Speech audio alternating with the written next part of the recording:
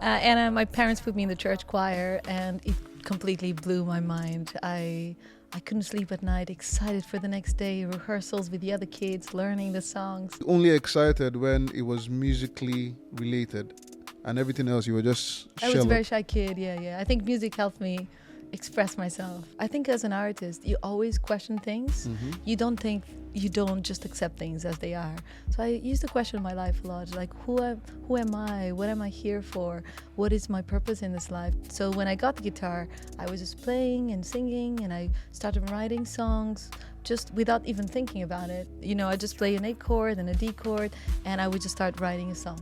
But I didn't know what I was doing at the time. It's just so humiliating that you are a musician and you come with the body of work that you work for years, songs, recordings, production, everything. And someone tries to take advantage of you. Martins. Ladies and gentlemen, as always, we bring you special, interesting, amazing, unique, and every other English word you can think of to describe this beautiful queen that is next to me. I am talking about a woman that is from not London, via the way of Portugal. So you know what I mean, with sunshine and all the good stuff Portugal gives you. But this lady is a bassist, guitarist, pianist. She is a very strong advocate for women and feminine rights, and she shows that with her wonderful all-female band. She is an ambassador for V Moto, Bohemian Guitar US, and of course Vintage Guitars UK. She's also in the music group for Extinction Rebellion and recorded their first in a non-electrical studio. Oh my God, there's nothing this woman cannot do. Ladies and gentlemen, I give you Logan J Parker.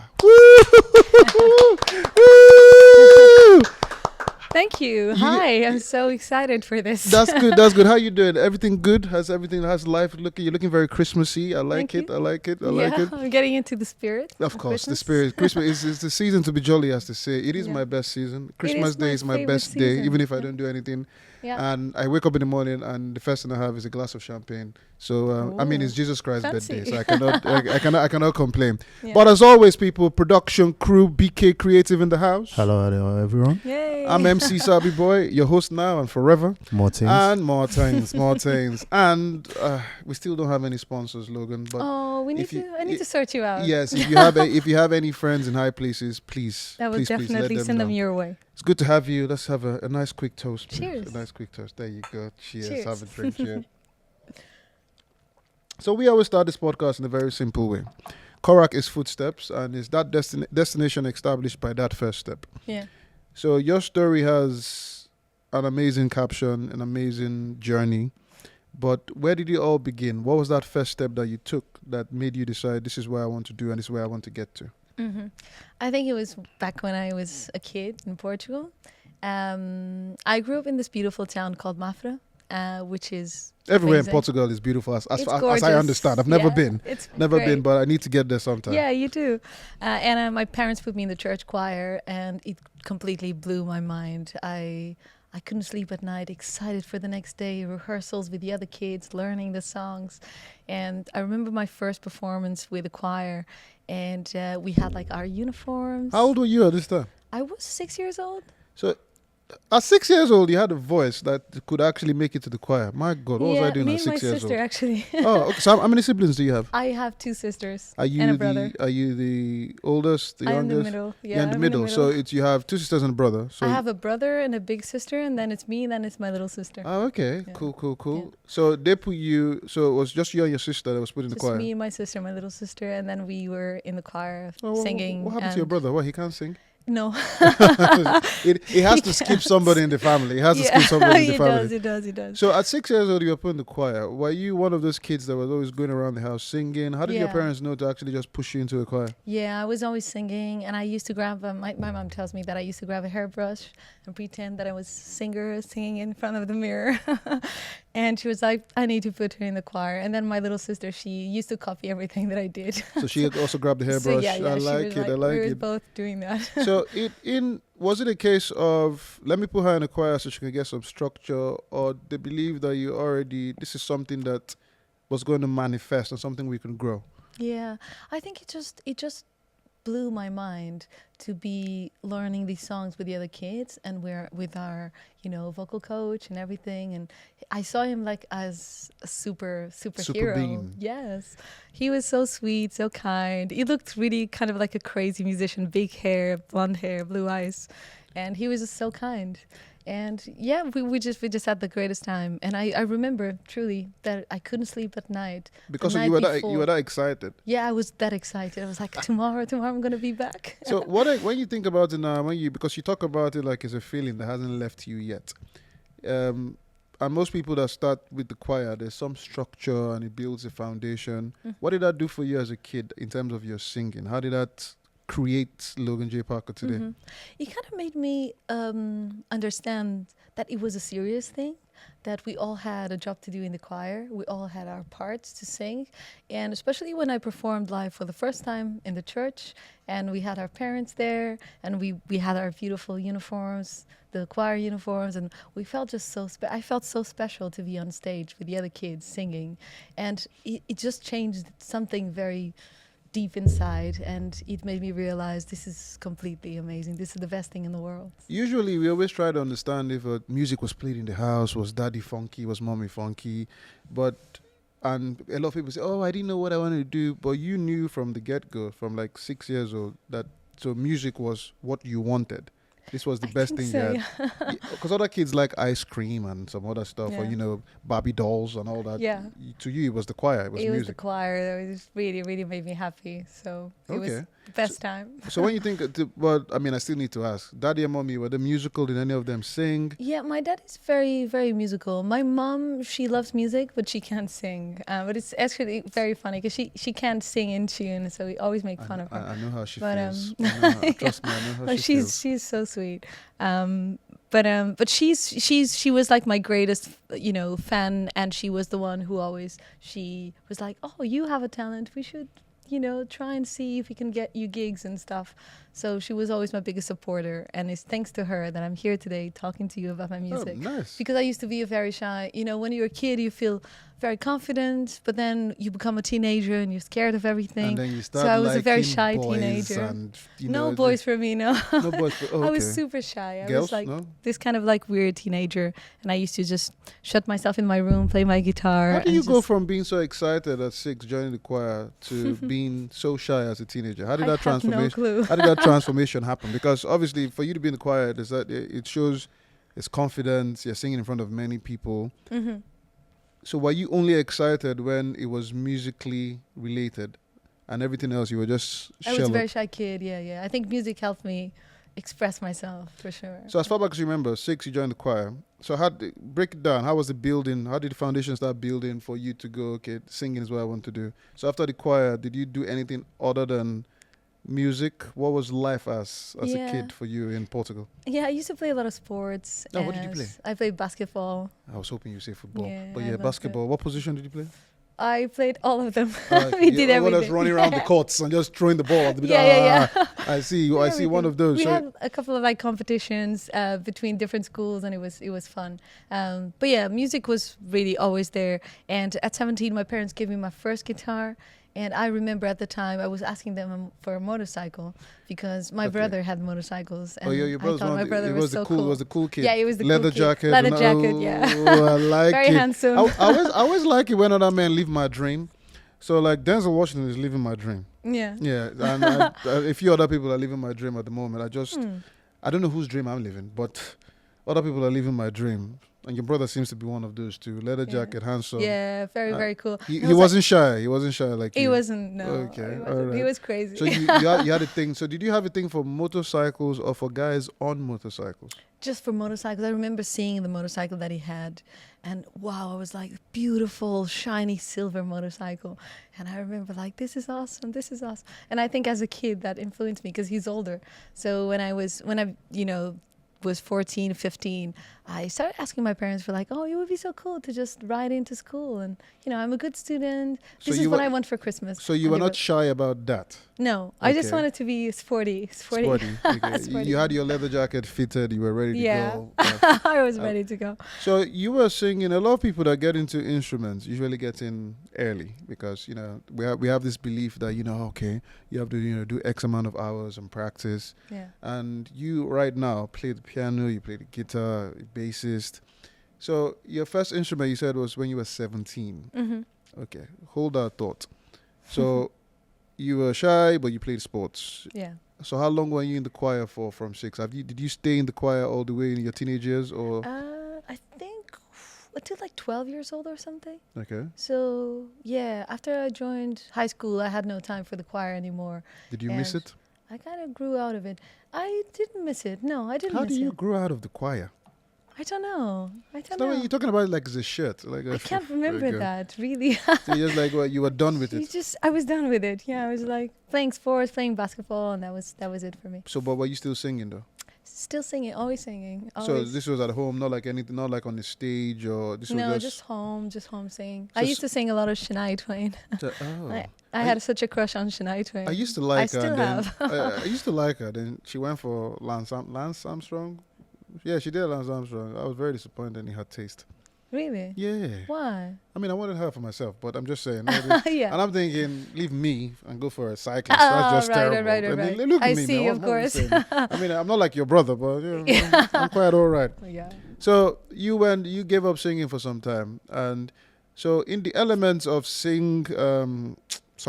songwriting, Mm-hmm. and the elements of singing and having that dream to be a musician, was that Yeah. still alive? Yeah, so when I left the choir, I was in my teens, so 12 years old, and I remember I had like a journal, and I used to write poetry, and I was a very deep teenager, and I just wanted to keep it to myself, and very dramatic, just What hiding in my room, were writing you poetry. writing about at the time? I As was deep as writing you were. I was writing about love, but I had no clue. Through what experience exactly? Like TV shows? What was your idea of love at the time? At the time, I just wanted to meet my Prince Charming. Ooh, how would you have described your Prince It's Charming? ridiculous. How would you have described your Prince Charming back then? Like Blessing? Yeah, I don't know. I don't know. I have to go read my journal. I think it's very hard to describe something that is so like spiritual. Dreamy, You know, yes. until you find that person. Why is that you hard to can't- describe? You were dreaming about it. Exactly, it's a dream. Sometimes it's hard to put into words. Exactly. Yeah, what So you dream you about. dreamt about a guy, but you can't describe the guy that you dreamt about. Yeah. It's like, Yeah. you know, in He was cartoons more where the you kid. see, you see like the armor, you see the hair, you see everything, the Yeah. horse, but you don't see the face. You don't. Yeah. No, Yeah. no, first of all, he I- understands. No, me. Exactly. I don't agree because I used to have dreams about Pocahontas. Oh. That's my favorite Disney character. Oh, that's Because cute. John, what's his name? John, whatever she would that guy. Mhm. Yeah. So you were writing about love and all. Do you still that journal? Is it still there today? Do you? You remind me of something. So I remember I used to watch Baywatch at the time. So I had a crush on on David. Hobie. You know the kid in the show? I don't. Once I hear Baywatch, I just remember David Hasselhoff just running in red Yeah, pants. David Hasselhoff's kid. I Oh, had a crush him. on his Yeah. kid. Okay. All right. So, but he wasn't the one in the dream, though. Yeah, I don't know. Maybe a combination of everything. So you were writing poems and you were writing about love. You had an idea of what love was. Yes. Obviously, people kind of associate Portuguese and that kind of market, very love, dreamy, and that's kind of like a stereotype Mm-hmm. that people are say, okay, yeah, you're Portuguese, or you must be romantic. Would you describe?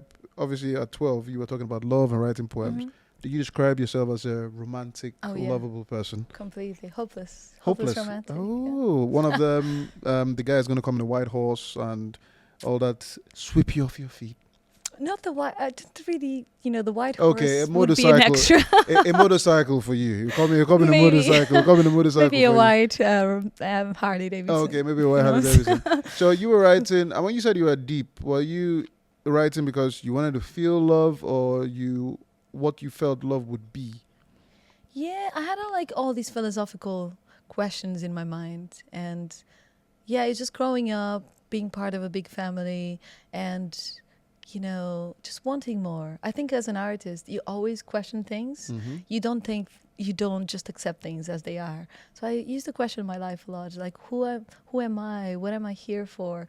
What is my purpose in this life? And I used to have these questions at a very, very young age, and that made me write poetry. So I think that was the beginning of a songwriter. It's like questioning life, not accepting it as it is, being a dreamer, dreaming about something special and beautiful, something unimaginable. And I like it. That sounds like a song already. I like the way you were describing that. So do you find that, because we speak to a lot of people and a lot of people start with poetry, it's like a way of expression. Do you find that is common in the world of music, where you start off expressing a few words and then you switch it to becoming a song? Yeah, that used to happen on the early days, and then not so much. Now I think finding the melody first is more important to me, and then I lay down the words afterwards. Okay, we'll get to that point. We'll get to that point. So you're shy, you're writing poetry, then you get your first instrument, which is the guitar, at 17. Mm-hmm. Was that also another wow moment, like the choir? Yeah, it was crazy. I remember that I used to cry every night and ask my dad, I want a motorcycle. That's the only thing I want. I don't want anything for Christmas, just this motorcycle. It's the only thing that I want. I've been asking you for 2 years. And my dad used to get angry at me. He's like, I told you, I'm not giving you this motorcycle. You're going to kill yourself. You're so clumsy. There's no way in the world you're going to get a motorcycle. Were you clumsy? Yeah. Oh, okay. Just big up, daddy. I was always like falling and cutting my knees. And being super clumsy. But yeah, I remember like feeling so, just I felt rebel, and I felt like my dad doesn't understand me. No one understands me. This is the only thing that I want. I work so hard in school. I'm a good student, and I can't get anything that I like. So I used to get so frustrated and just shut myself in the room and write poetry about it. Poetry. And he was like, I want this motorcycle. It's so beautiful. Just dreaming about it. And and then my parents, they surprised me with a guitar. And I remember coming home from school on my 17th birthday, and then they were like, oh, there's a surprise for you. And I was like, oh my God, they got me the motorcycle. I was so excited. And then you were looking at it like, why is it so small? And then I got in, I was like, it's in the living room. And I was like, oh, it's definitely not a motorcycle. And then I just went, and there was a beautiful acoustic guitar, a Spanish guitar, Pablo Romero. It's beautiful. And I remember looking at it and feeling like so unexpected. I was like, I never thought I'd have a guitar. And then I just was so happy, and I picked it up, and the smell of the guitar, the wood, and the feel of it. And I was like so excited. But then I felt like a burden. I was like, I'm not going to be able to learn it. This is so beautiful. I'm not going to be able to learn it. So that was my initial thought when I just truly fell in love with it. But I was so scared. What if I can't learn how to play this beautiful instrument? When you look back now, was that a challenge you made to yourself? Thinking that you won't be able to do it, but I mean, now you play like 4 instruments. So is that, back then, how did the lesson start? And did that also move or enhance your songwriting skills? Yeah, I remember like the moment I got this guitar, I looked it up, like some, chords online and some songs that I liked. I remember the first song I learned on the guitar was Pink Floyd, Wish You Were Here.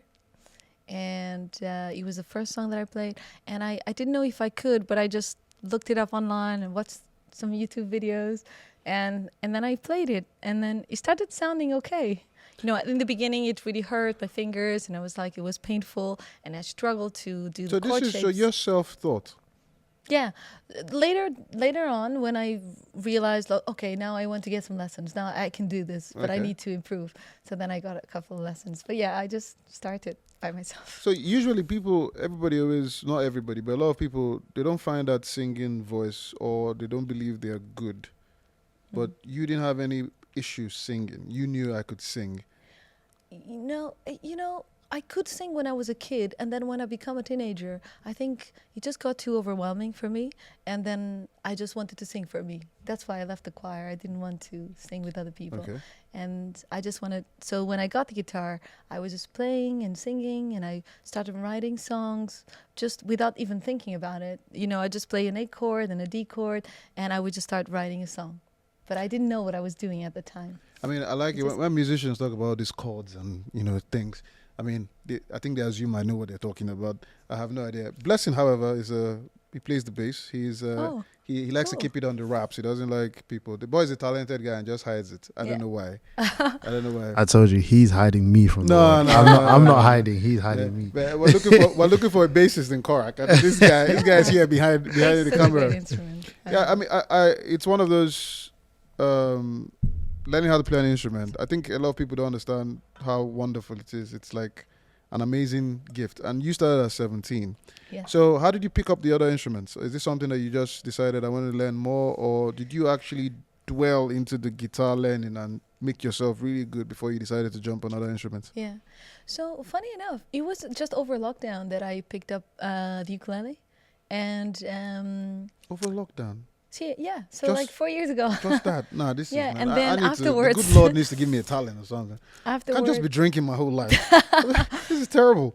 Yeah, so no, it's everyone is different. Everyone has different talents. clearly everyone is different. Everyone is different. No, you've got a talent to host. It's a huge talent. Thank you. Say it again so the crowd can know. But yeah, it was over lockdown. I was just bored, and I was living with a flatmate at the time, and he had a ukulele, and I was like, oh, can I play a ukulele? He was like, yeah, sure.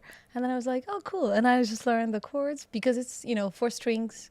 So the guitar has six strings and the uke has 4. Mm-hmm. So it's kind of like a mini version of a guitar. And it's like the chord shapes are different, but it's easy because your hands are already trained to So play the guitar. it's easier because you it's already easy. play the guitar, right? Yeah, super easy. Okay. So let's go back. We're going back. We're going back in the journey. So now you have a guitar. You're learning how to play. When did the gigs start coming? When did you start writing and performing music? Yeah, so the gigs was traumatic experience because I remember I got the guitar at 17 and I wasn't even 18 and my mom was like, you sound amazing. We're going to get you some gigs. And I was like, no, I just want to play in my bedroom. You don't understand. I love, it's like when you watch American Idol or any of this Britain's Got Talent, and you always have that parent standing. Oh, yeah. Like, oh, she's so wonderful. That's- she was born to that's do my it. mom. That's your mom. Yeah, absolutely. Okay. When I was 14, she was like, oh, you're going to be a model. And I was like, no. And she was like, yes, I'm going to get you like classes and we're going to do some auditions or whatever. And she took me to these things and I was just like a really weird, I was like a tall, skinny The shyness was teenager. kicking in at the time. And I remember like on the high heels, I just felt so ridiculous. It was like, I hate this. I don't want I like this. the way you're making it seem like it's Halloween. was awful. doing that. So mommy had, She had big she plans had for me. dreams for you, which is good. So she said, we're going to get you some gigs. And Mm-hmm. then, do you remember your first gig? I remember my first gig. How did I it will go? never forget. How did it go? Really You always bad. remember your It first was time, as they horrible. say. Yeah. How It did was go? really bad. It was awful. No. Are you saying it's bad because It was bad. compared now? Trust me. How bad is bad? It was Tell terrible. people because people need to know how they can navigate from terrible to where you are now. Why was it so terrible? It was just so terrible because I wasn't ready for it. Even though my mom coached me and she picked the set list and she printed all the sheets and she got like the whole equipment. She bought me a new guitar, like an electrified acoustic guitar, microphone stand, microphone. She got me the whole thing. Mommy was ready. And she was ready. I wasn't. And then she even like was like, well, in between songs, you have to talk to the audience and you have to talk a little bit about yourself, about the songs, just to keep it interesting. Which is something you do really well now. Yeah, I you can do it really now. well. but Now back you're in like the a day- professional. Yeah, I mean you are a professional, but now you do it. You like it's a storytelling thing that you do, which is why you be performing at the Korak. You know, we like it. So mommy wanted you to own the stage Yeah. pretty much. I remember she even got me like post-its and like on top of the sheet, the music sheet. She was like, "Here you say, hello everyone, my name is Logan J Parker and this is the gig." And she was like, "Okay, this is it. You're ready to go." And I remember, I was meant to go on and I was sitting with my guitar and my hands were shaking. They were literally shaking, and my mouth was shaking with so much. You were that night. Was it and I like was a big sweating. crowd? It was a big crowd. It was Your a family big pub. Your family came to see you as well, Um, or just mommy? I think it was just mom. Yeah. And then, but it was a busy pub. And I remember like just shaking and feeling like I can't do this. I've never played in front of so many people. This is overwhelming. Mm-hmm. And I remember like shaking and just playing. And I was not even able to look at the crowd. I was just looking at the But you guitar managed and to singing. sing though. You managed to sing. I managed to sing, but very quietly to the microphone, and I couldn't face people. I couldn't see that they were looking at me, and I just felt so exposed. So it was a very traumatic experience. At the end of the gig, my mom was like, "What was that?" And I was like, "You know what? Let's not start this. I don't want to do this." And she was like, "That was terrible.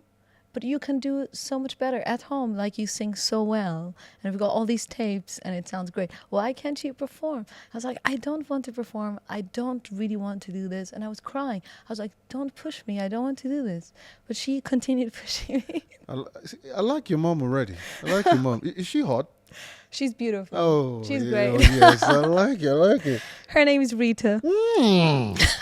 Hi, Rita. She's going to love this. Thanks for the push. I mean, you're the reason we have this beautiful lady singing to us today. I remember Rita, I'll call you later. We will. We'll call mom. But yeah, she got me a series of gigs, and I failed at all of them. And people it was awkward because it was a bad show, and people were just like, it was bad.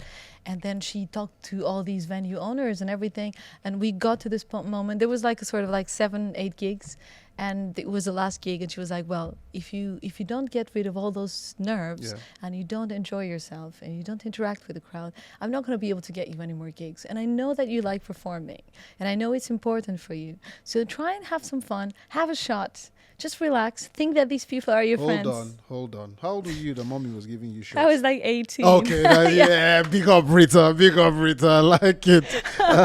Well spotted. Very good. I like it. Where was daddy in all this? My dad, he was just like, my dad was always very like, he didn't really have a say. He's a chilled, laid back guy. He's a chill dad. My mom calls the shots. I like it. Like all moms, really. I mean, it's good. We had a shout out to MJ Duke. He said when he wanted to do music, the moment he told his mom, like, "Okay, fine, let's get you a gig. If you want to do this, let's do it seriously." Yeah. And he remembers he went on stage and he was like absolutely terrible. But his mom was like, "This is just part of the process." Yeah. So she gave you that whole, "Let's try this for the last time." Yeah. And was that the? Yeah, that was a click. And then I remember like, it was just stage fright, and I remember it just takes over you, and you start sweating and shaking, and you can't control it. And I remember like, okay, these people are my friends. These people are my friends. They are my friends. And then I had to make that effort of looking at them and smiling. "Hi everyone, how is everyone tonight? I'm here to play some music. Let's have a nice time." And I played the first song, and because of that, the energy that you put into saying something, people are like, hey, they're having a nice time, and they're like, catch their attention, yes, and then you sing. And it was a great gig. At the end, everyone was singing along, and I felt that realization that this is such an important place to occupy, to really be able to touch people and to create some really positive energy, and it was great. And so since then, you just took off. So you decided, this is what I want to do. Yeah. I mean, you used to work in a bank. Yeah. Many years ago.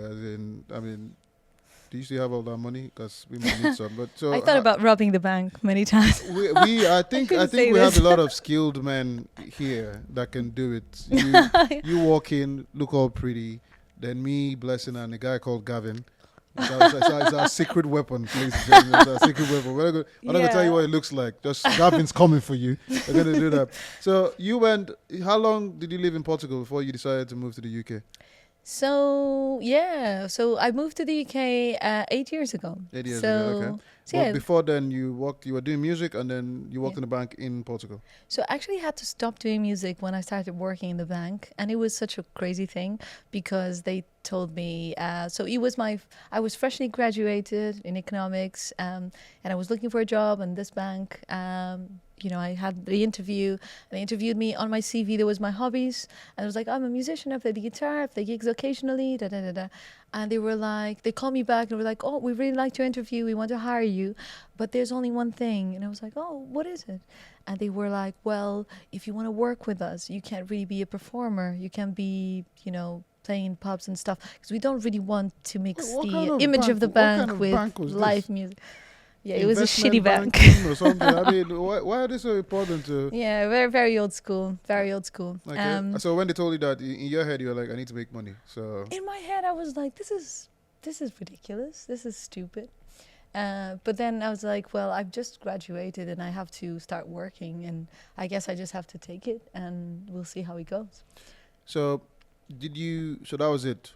Gigging stopped. Yeah, completely. were you still writing songs at the time? I'm still writing songs always, but the job was so depressing, and the fact that because I was playing regular gigs every time, and my friends would come, and it was such a nice dynamic, and then I stopped that, so I felt kind of like very estranged from everyone, and just quite lonely. And I remember coming home and just feeling depressed, and it was long hours because I was an internship in the bank, and they make you work so hard. You're trying to Work prove extra yourself as hour, well. like overtime and all of that. And I remember just coming home so tired and feeling so hopeless, and like life has lost its meaning. And I yeah, mean, you studied. Man, these talents are endless. So you studied economics in. I like that word because everywhere in the world it's called different things. Nigeria, economics. economics. Economics. Yeah. Economics. It's like everywhere is like a different. So you studied economics. I love Nigerian accent, by the way. It's Thank you beautiful. very much, man. It's sexy. It's the best in Africa. It is. It's the best in Africa. It's the best in Africa. Thank you. So you studied that, and so you were studying in uni, and you were still playing music and all that. How did you? I was terrible at academics. I was like 100% terrible. I honestly don't know how I made it past university, or how I made it in any education system. Sometimes I look back and like, how did I even get What did here? you study? Computer science. Cool. You see, it sounds brilliant. That has right? nothing to do with you. No, that has nothing to do. So how did you balance the singing and then studying economics, and then you applied for banks? How was it? How was uni? How was Logan in uni? Yeah, so there was a musical group in uni. In Portugal, we call it tuna, like the fish. Yeah. But it's actually the music group of the university, and we all wear black with like black capes and Ooh. play instruments, and we sing, and we do all these competitions with other universities, and it's really cool. So I was doing that, but it was a lot of like fun and drinking, and I remember the like usual. the usual. The last year I had like 4 subjects behind, so I was like, I can't continue like this party life. So I have to focus. So I left the tuna, and I just focused studying very hard to not to fail any exams and to pass and have a good grades. Nice. That's what I did. You said the parents were proud. They were so proud. Yeah, they deserved it because it's so so expensive. You should have asked for the bike then.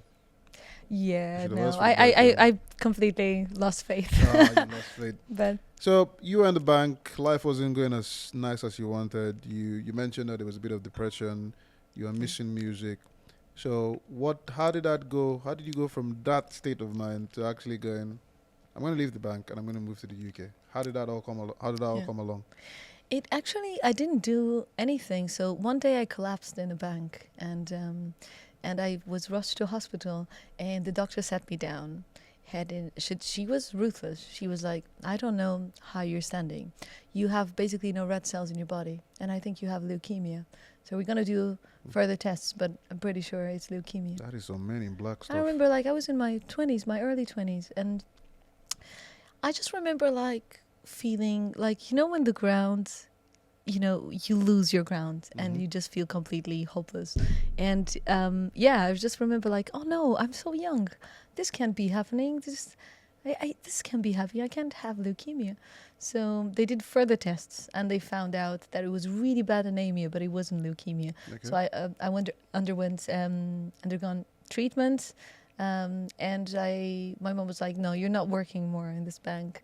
You're taking some time to recover, and and then afterwards you think what you want to do with your life. And I think that having that shock of a health scare really made me put things in perspective and maybe realize, no, I really want to be a musician. That's what makes me happy. That's what makes me happy. That's what where I gives me can find joy. myself. Yeah. So no more bank. And then I moved to the UK to pursue this dream.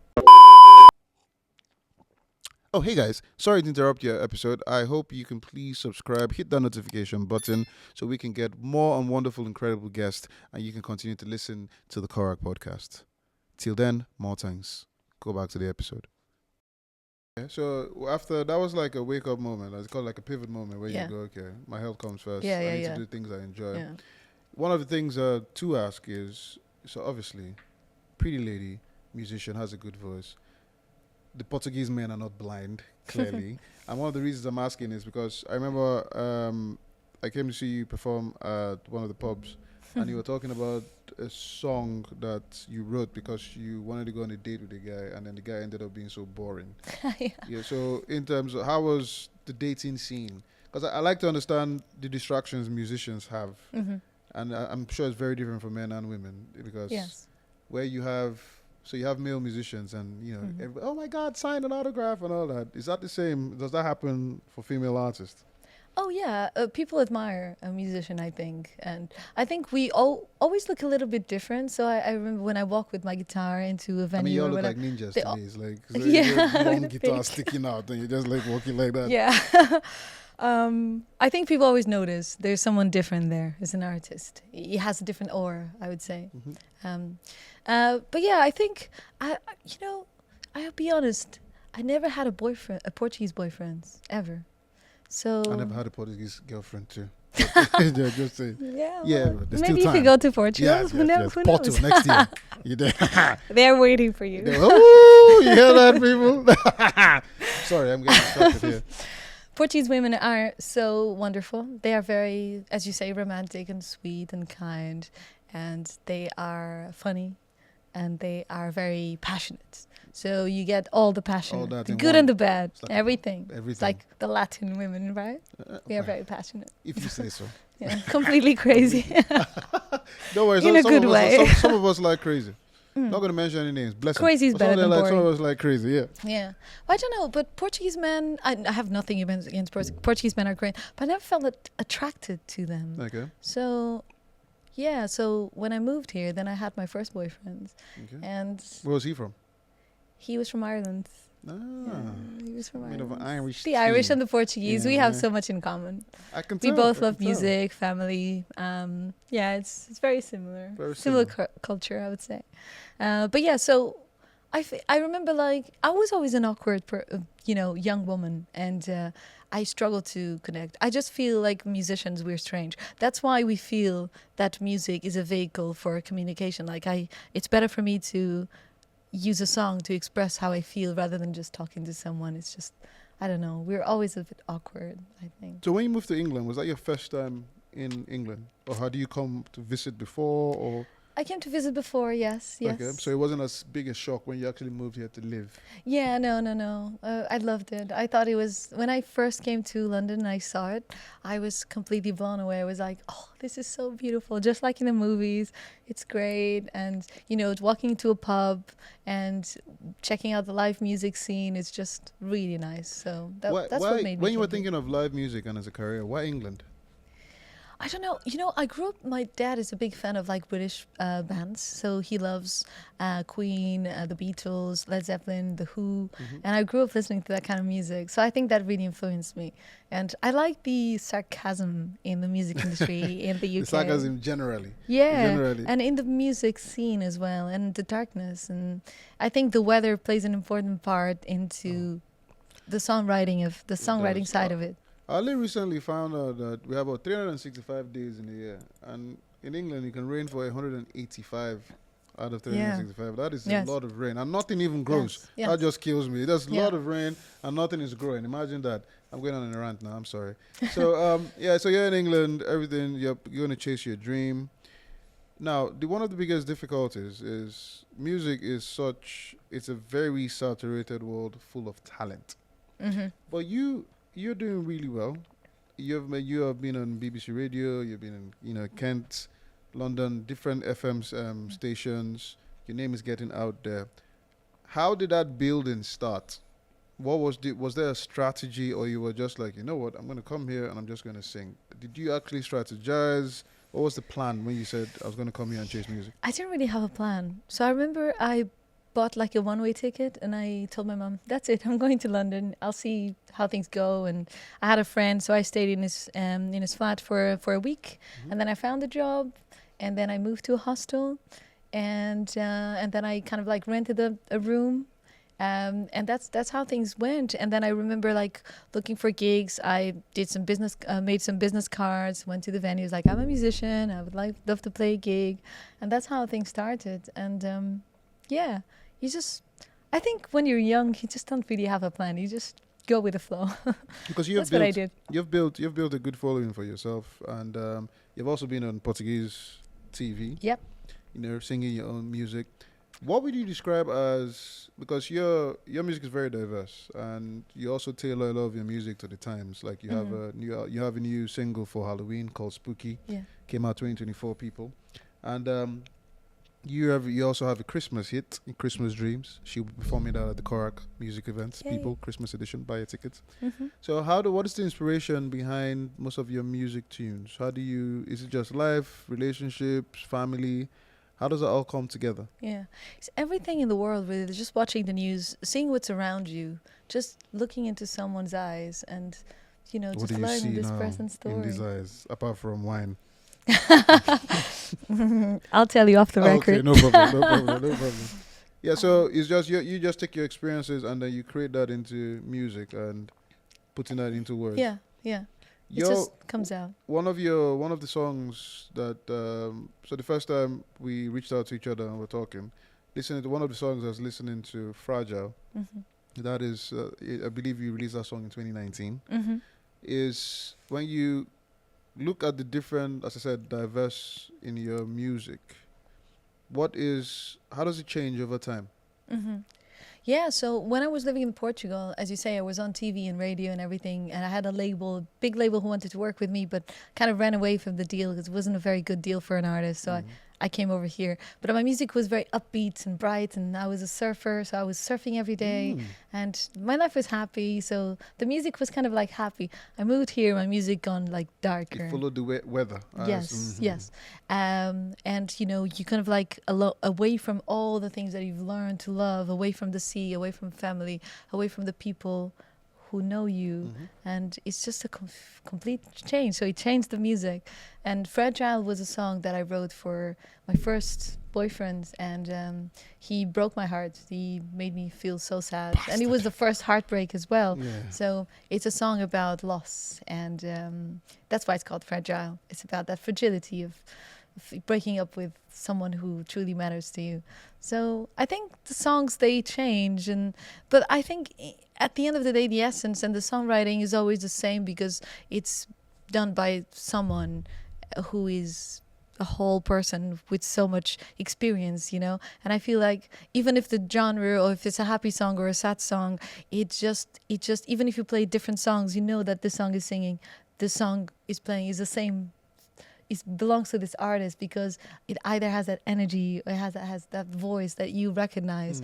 And I think that's what I try to do with my music, is to have a recognizable sound that people can relate to, and that they can, even if they play A, B, C, D songs, they know, oh, this is Logan's music. I recognize her voice. I recognize the songwriting. It's different. That's what I want to do. I like it. You have an all-female band.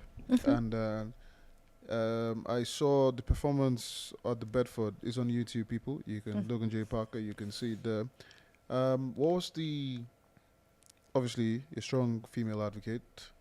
What's the reason behind the all-female band? And what are you trying to push? Yeah.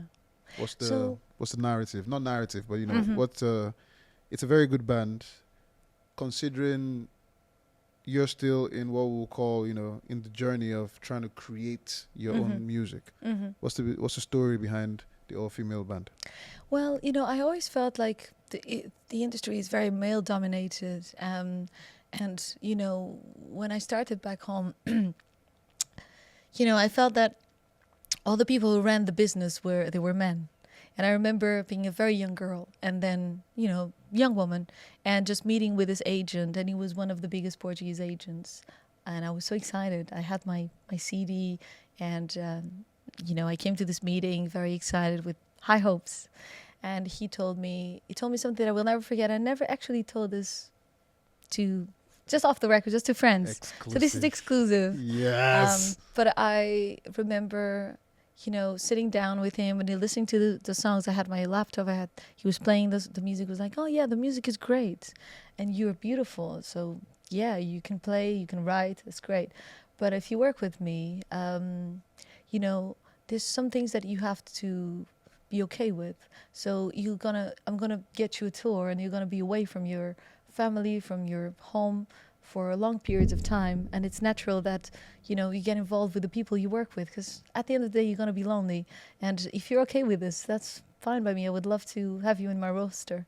And I remember listening to that, And that it just made me so confused. And I was like, but what do you mean? It was like, it's just, you're just gonna be on the road for months in a row, and you're just gonna, it's natural that you will get involved with the people that are close to you. So this idiot was So more he was concerned hinting about, that, getting down. you than get actually it. the music. And I remember, I was like, no, I don't agree with this. I have a degree in economics, and if I had to work in a bank in New York or whatever, I wouldn't be sleeping with my Your coworkers bosses, yeah. because I'm away from home, because that's not who I am. And people work every day in different jobs, and it's not because I'm a musician that I have to be sleeping with someone to get something. So I don't understand this. It doesn't mean anything to me. And it was like, oh, of course you're not ready. Of course, I can see that you're not ready. And that's what he told me. And I was like, damn right, I'm not ready for this shit thing that you are suggesting. So I remember feeling so angry with what happened, and that it's just so humiliating that you are a musician and you come with the body of work that you work for years, songs, recordings, production, everything.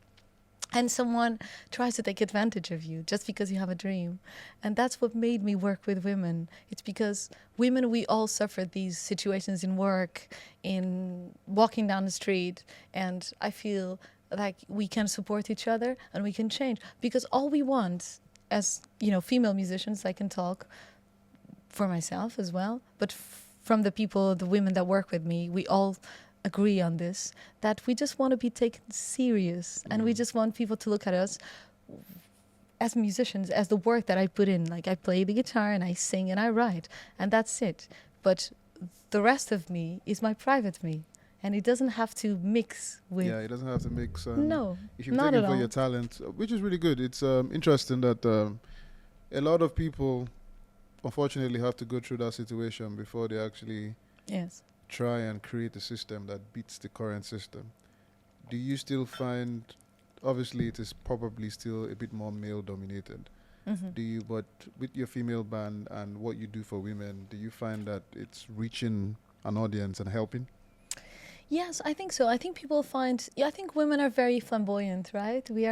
We like to wear the colors and lipsticks and boots and all of that. And I think when you see 7 women are on stage or 5, it's very beautiful. It's very, I don't know, there's something about women that is eye-catching, right? So I feel, and we have this different energy, because we all do. Men have a different energy from women. And I really believe that people feel it and they enjoy it, because I've started this project, a female band, in the beginning of this year. So our first gig was on New Year's Eve. So it's not even a year, and we were on BBC One. We had our first TV debut, and it was great. Very nice, very nice. And we had the chance to talk about the gigs and everything. So I feel like people are recognizing that we are women, we are beautiful, we love music, but we are serious musicians. And we can, enchant the crowd, and we can make people vibrate to the music. There you go. Well, ladies and gentlemen, Korak Live Music Events Christmas Edition. Logan J Parker and a part of a band will be performing. So please come and see that vibe and make it happen. Yes. Extinction Rebellion. Yeah. How did you get in there? So when I recorded my debut EP in the Premises Studios, which is a fully solar-powered studio in Hackney. Go on, sorry. I'm Yeah. Refilling Which you can the see liquids. right there. Yes, right there. They had they used to come and do a podcast in the studio. And they were recruiting musicians at the time. So I enlisted. I was like, I'd be up for playing some music. We have to save our environment. Our world is so beautiful. And, every day I turn on the news and it just makes me so sad that, it's just, there's so much war. And it's always, I'm so sorry, I'm going to apologize in advance, but it's always men. Yes, useless It's always men. You don't see women starting war. No, you don't. No. We can fight over makeup and outfits, but no, we're not going to kill human life. And I think there's a strong urge as a woman to preserve the environment, to preserve life. I think it's a natural instinct. So I worked with Extinction Rebellion. I did a really crazy gig in Turnpike Lane in 2019 on top of a boat. So they had a big boat, and I played there, and it was great. And I haven't been working with them recently. I've been very busy working a a day job and recording and The usual running London grind and music. hustle. Trying Yes. to make your music Yes. work and, you know, of but course, I'm trying always always available if there is anyone who needs help, who needs a musician. I'm always willing to do this pro bono work because I feel it's truly to eat. It's important. a start. I mean, Blessing and I were talking off camera and how these days it's so difficult to get anybody to do anything because everybody wants money. Everybody Yes. wants to get paid. Yes. And even when people forget the whole, let me show people what I can do first, and then with that I'll get paid. People they throw the term out I deserve instead of trying to earn different stuff. So I mean, nice work that you do in terms of trying to put yourself out there, and of course all the fight that you're doing for the ladies and everybody else. So one day it should all pay off. Starting with Korak, it should all pay off. Yes, It'll all Korak pay is off. great. Yes, I love this tell them, podcast. I'm a huge tell them. fan. You hear that, Blessing? We are It's great, true. baby. We It's made great. it. More people need to listen to this because I feel like it's so nice when you like the band, and sometimes musicians, they're quite private, but you have a gift to make people talk. Thanks, people. And Yeah, I can talk my own experience. that's so. good, man. Thank you very much. It's great. So it's interesting because as we say, nobody wants to move or nobody wants to get on the train that's not moving. But with Korak, we want to help start the train. So because sometimes it's difficult. Yeah. So we are going to go into Korak deep dive. This is where we look at the music and try and understand how the lyrics come about or how it hits people differently. So one of the things that we like to do is to get the understanding of exactly what you meant and what you want people to get, because some people listen to your music and they have their own interpretations and all that I stuff. like that though. I Yes. like that. I like that everyone has their own interpretation of a song. It's good. And sometimes it's you- bad when you ruin that magic. I like it when sometimes you can have people listen to the same song and totally disagree with what it means. Oh yeah. But it's good to understand what you meant. Yes. And trust me, even when you say what you mean, Yeah. people will still argue. They'll be like, Yeah. nah, she doesn't know what she's talking about, even if it's your own song, Yeah. which is funny. Well, I mean, we are getting towards Christmas, and your song Christmas Dream. So, I mean, I might get the lyric wrong. Depends on how I was listening to it. So correct me if I'm wrong, please. But it says, winds are blowing strong, words that don't belong. If Christmas was a song and winter sang along, our days would glow forever. Danny said goodbye, there is no more life on my Christmas dream. That's great. What Yes. does that mean? There's no more light on my Christmas dream. Yes. No more light on my Christmas Perfect. dream. What did that mean to you? What winds are blowing strong, words that don't belong. Yeah. So when you listen to music and it catches you, see that's why I like to understand what you meant. So what does that mean?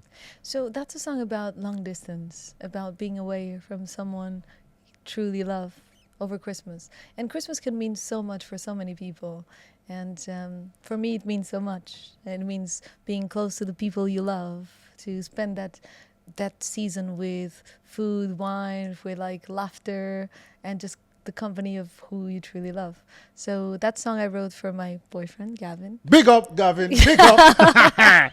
Big up, Gavin. I like it. And he was living in Dublin, in Ireland, and I was in London. So we started a relationship, and then he had to move to Dublin, and then we started doing long distance. So it was very hard for me because I never experienced that, and I remember it was Christmas, and I was missing him terribly. Why don't you just get on the plane?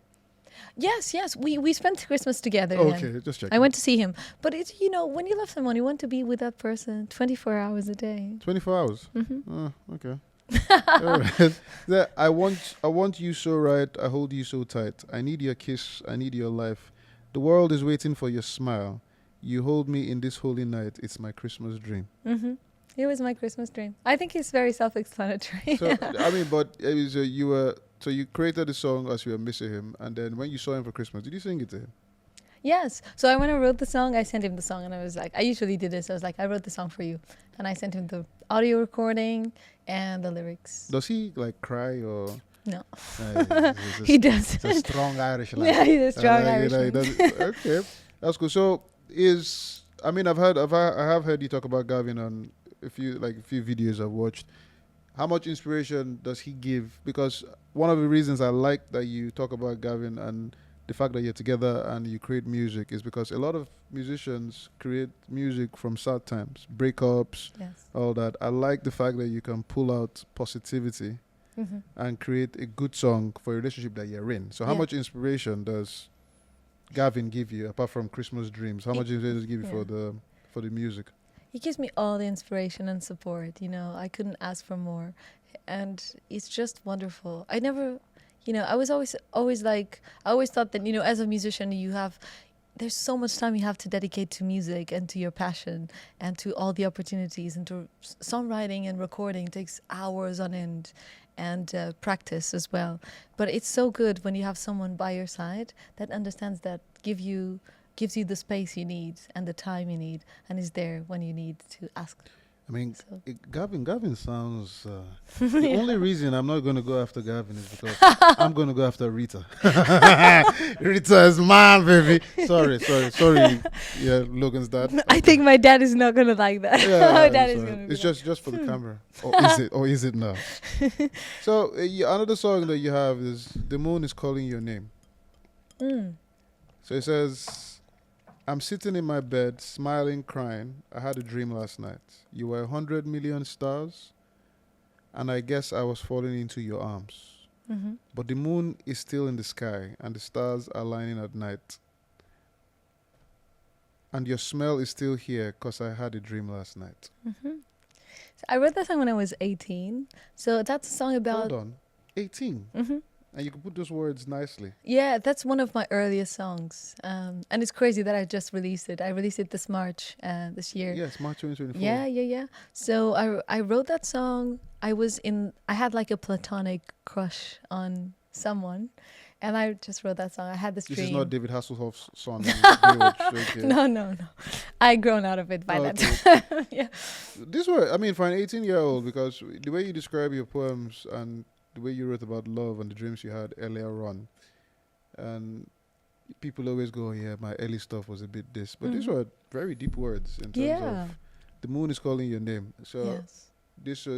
was this your way of expressing what you felt for that individual? Yes, exactly. Yeah. Music is my way to, vent the things that happen within. So. I mean, a lot of your venting seems to be about love. Is there any other thing Yes. you vent? Oh, Is yeah, there- yeah. What are your other... I mean, Fragile was about a heartbreak. Yeah. The Moon is Calling Your Name was about platonic love. Yes. Christmas Dreams about Gavin. Yeah. What else do you draw? I know you say you draw from a lot of experiences, but what Mhm. else do you draw this inspiration from? Everything. So Where Nobody Goes is a great song that I would love you guys to listen to, and it's about a motorcycle. So when I moved to London, then I was like, okay, now I'm on my own, I can get this motorcycle. So I got this motorcycle, which was Super Soco TC Max, which is an endorsement Yeah. from V Nice. Moto, and it was my first time on a motorcycle, and I was like, wee, this is amazing, this is great. And I wrote this song Where Nobody Goes, and it's about the special place in your mind that you go when you do something you truly love, and it just, the energy, the adrenaline, it just takes the weight off. It's a really energetic song. It's rock and roll, and Oh yeah, Where Nobody Goes. Ladies and gentlemen, you can check it out on YouTube. She is on a bike. Yeah. Wearing shades, looking cool. I'll do my homework, don't worry. yeah. But if going back to The Moon is Calling Your Name, the part I like is, but it says, but my voice is a deep poet's poet. And My voice is a deeper whisper. it's a deeper whisper. Yeah. Google Translate is terrible. And your heart is a drum, Mhm. beating so strong. Yes. It is a tear, is it rain, and it's real again. The moon is calling your name. Yeah. Is it tears? Is it rain? Feeling this river again? The moon is calling your name. So are you the moon? I don't know, really. I think it's because it's a nighttime kind of song. And it's just, you wake up in the middle of the night with a dream. I don't know if you ever have. And the dream was so wonderful. And though you're still awake, you still smell that dream. You still feel that dream. You want to go back to that dream because it was so nice. I mean, I hardly dream. But when I do and if it's nice, I'm not waking up. Oh, yeah. There's no chance I'm waking up. I want to keep that dream going. Yeah. Keep that dream going. But so did this individual ever know that you had a crush or feelings for him? No, I was too shy. You were too shy. It was just everything in my head. So what, you just see him and Yeah. start singing or something? Or You just you know, you have platonic love, and you just fall in love with someone, but it's completely just you. I have. So- I mean, sorry. my biggest And- platonic love is with whiskey, and I tell him all the time. I Mhm. tell him all the time. But That's a so good one. with you, with a lot of albums on you're looking. When are you looking to drop an album? Mhm. Because you've been releasing a few singles. When is your next project? What are you working on? So, as the music industry stands, it's really hard to release an album without support, without a big budget to Yeah. promote it. So, because you devote, as a musician, as a songwriter, as a recording artist and producer, you devote so much time to creating that product, right? That you just don't want it to be wasted. So at the moment, I think all artists, what we're doing is just like releasing singles and keeping, you know, the fans happy and building up until you feel secure in your finances that you're like, I can release an album now and do the whole production, do a tour and really promote this album. So I've released my EP in 2019. It's got 6 beautiful original songs. And I still have the vinyl. So I still bring it to work, to gigs, and try and sell the vinyl and the CDs. And people can buy it online as well on my website. But so it's slow. So I feel I'm gonna stick to the singles for a moment And until then slowly build up. you that- feel like, yes, this is the time for an album. Excuse me, and I do have the album ready. I have all the songs, but I just don't have the means to promote it. But So we're getting hopefully, there slowly. Korak we're is getting gonna there. help me get this Yes, exposure. Korak. We're gonna Yeah. we're gonna try. We're gonna try. You'll be performing at the first Christmas show we're gonna have. I'm so excited about that. So am I. So am I. I mean, Yeah. we usually don't do anything in Christmas, but she sold it so well, ladies and gentlemen. So I was like, well, let's just do this. Tickets are out now, so please get your Yeah. tickets. But we are at the point where BK Creative himself will ask you his The one that question or hides. questions. Oh, cool. The one that hides. I've loved listening to everything that you've had to say about your music journey, and I've just been smiling the whole episode. Obviously, no one will be able to see because Jay doesn't like me in front of a camera. But anyway, We have to change yeah, that. or maybe one day, It's maybe a- one it's day. a nice hidden secret. Dun, dun, dun. But I think for me, I would love to just ask you. I always ask most guests this, like, in your journey. Obviously, you started when you were quite young, and you're doing well for yourself now. You've released an album, and the music is amazing. It's great.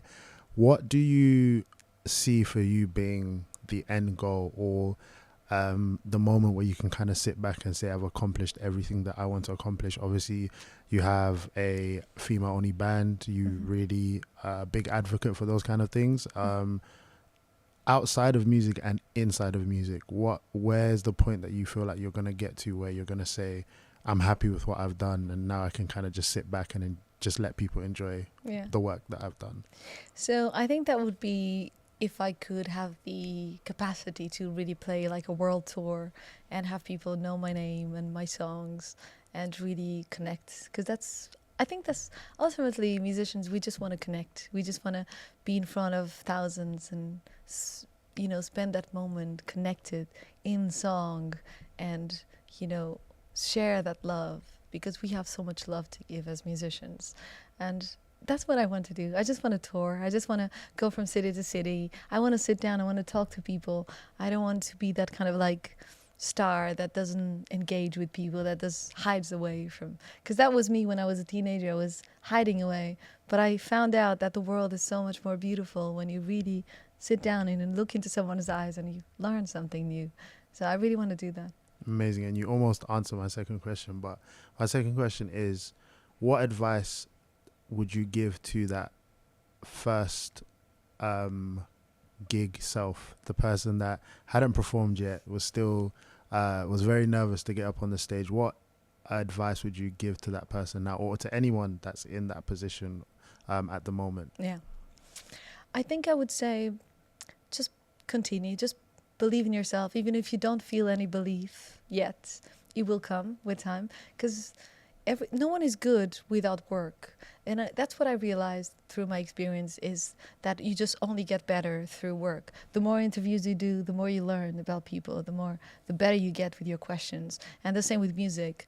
The the more gigs you play, even the shitty ones, even the ones that there's 2 people there, or even the ones that people are ignoring you, or even the ones that a drunk person comes and throws your microphone on the floor. Doesn't happen in Korak, so you're fine. Yeah, Yeah, that's all good. But I think you learn from all those things, and you learn from like all those moments, and you just have to push through. But I feel like at that time I didn't have that belief, I didn't have that strength. I just doubted of myself. I thought I was no good, and if I didn't have my mom there, I would not be here today, that's for sure. So I feel like we always need someone to push us when we don't believe ourselves, and in the beginning we often don't. So I think it's always good to surround yourself with people who believe in you, who love you. Amazing. Surround yourself, man. That's why I'm hiding you from the limelight. Because when you become famous, it's going to be amazing. What would you say has been the most difficult moment so far in your musical journey? The most difficult moment? I tried to quit many times. I thought about quitting, and I was like... Any particular reason, or you just felt... Yeah. This is tough. It's very tough. It's very tough. Because in your mind, you want to be doing something. And you know, I've got what it takes. You know, I'm ready to go. I'm ready to do this. But then the opportunities, they don't present themselves to you. And you just feel like you're chasing people. And it's just so exhausting to try and sell yourself all the time. And it's just a balance of like, I really like to do this. I don't like the selling part. I don't like to sell myself. I'm just a musician. I just want to play music. That's what I want to do. But I feel like financially it's always hard because music doesn't give you a lot of money in the beginning. You're putting back everything you get. It's very tough. Yep. And you just feel like you see yourself in the world, and you see yourself in your family. You see all your siblings doing well, buying houses, buying cars, getting married, having kids. And then you look at yourself and it's like, I have nothing. Oh, well, I have guitars and a bass. And I don't even have a house. I don't have a car. I don't have anything. I just have debt, and I have a dream, but I don't know if this is going to work. So sometimes it's very overwhelming. It's very hard. And to do gigs that you don't want to do just because you have to do it, because you need the money. It's just really heartbreaking. But ultimately, I found myself, I want to quit. What should I do? But I feel I have no choice, because if I can't quit who I am. So I am a musician by definition, and this is who I truly am. So I can't just go back working in the band, because that wouldn't make any sense. I would be depressed. The same thing would repeat. So I feel sometimes you just have to continue, and you just swallow that sadness and depression and anxiety and just continue. Well, that's what I do. My last question would be, Gavin gave you an inspiration to create a Christmas song, Christmas Dreams. What do you want? What would be your biggest and best present for any Christmas, as long as you live? What would be that ultimate gift for yourself? You know, for myself, I feel like it would be nice if we could live in a world that we would feel safe. Because every morning I wake up and you just like pick up your phone. It's like war, thieves, this, that, crazy people. And it just makes you so anxious. Like you start your days thinking like, we live in a horrible place. There's only horrible things happening. And I just hope that, I think that's why the world needs music. And that's why I feel like my music is good. Because it brings that positivity. It brings that faith in human beings. It brings that vulnerability. Being true, being honest. And I just wish that we could live in a world that we could all be ourselves. We didn't have to pretend to be something else. And we could just do what we love and what we came here to do. And people wouldn't force you. Oh, you have to be like this. You have to cut your hair. You have to lose some weight. You have to fit in this thing. Because that doesn't make sense. We're all different. And I hope people would just accept each other. And would just look at each other with the thing that we are all brothers and sisters. And we all trying to get somewhere. And we have to be kind to one another, I think. That's me being a philosopher and just... Well, it's all good. It is what you want for Christmas, and I'm sure it is what a lot of people want for Christmas. But Logan J Parker, has been an amazing conversation with you. Thank you for coming on Korak. You will be performing at the Christmas show, so it'll be amazing to hear more of your story through your music. It's been a pleasure. Thank you. Likewise. Well, people, we have Logan J Parker. Big round of applause. Big round of applause. I like it. I like it. Woo! Thank you for coming on. And as your journey goes on, hopefully we'll get you back on Korak for more journeys. And when it stops being a dream and reality and you're touring the world, don't you forget us, man. No, I will never. What we'll do is we'll keep putting our clips. Yeah. Say, we know who she is. But till then, it's wonderful. Goodbye from Logan J Parker, people. Goodbye, everyone, and continue watching Korak because it's an amazing place. And I had such an amazing time here tonight. Thank you. Thank you. Cheers. Please, cheers. Thank you. Cheers. Yeah. Cheers. And of course, it's goodbye from BK Creative. I'll see you guys on the next one. As they say, ladies and gentlemen, what you are choosing not to change, it means you are choosing. So please choose the right things. I'm MC Sabi Boy. More things. Can I do this with you? Yes. More things. You have to put like more. We'll do it after 3. You got to do more things. Should so we we'll do do it 3, 2, 1. More things.